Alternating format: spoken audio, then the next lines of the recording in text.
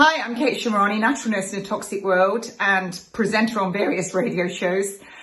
People keep saying to me, how come if all these elderly are supposedly being culled, our population is the same? Well, it's actually not, it's even bigger. So I'm going to explain this to you really quickly on a flow chart, and then do your due diligence. Go and look up what I mentioned. Don't take my word for it. So are you ready?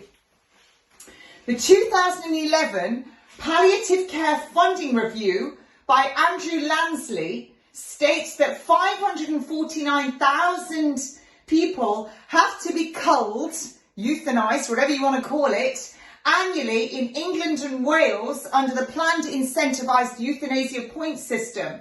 So if you add up that from 11 to 21, that comes to 6,039,000. If you then bring in 2022, where the figure rose to 599,500 annually, that comes to 6.6 million elderly and disabled have been culled. So the UK immigrants, that's people coming in from outside of the EU, comes to 6.5 million included in the figures, which then replace our culled elderly. Our population in millions has exponentially increased between 2011 and 22. Why and from where?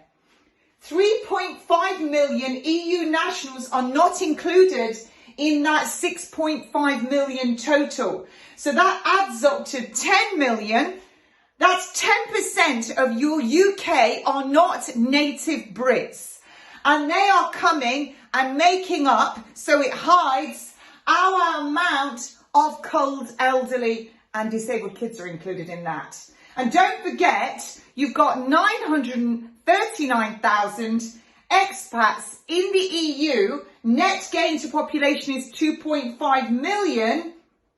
And this lot are deemed temporary at 3.5 million, which comes to 69 million. It's not rocket science. They're killing our elderly and covering it with all the immigration. And a nice little bit as well to remember, Suella Braverman with Extradition Airways is costing you, the taxpayer, 140 million quid for a few folk off to Rwanda.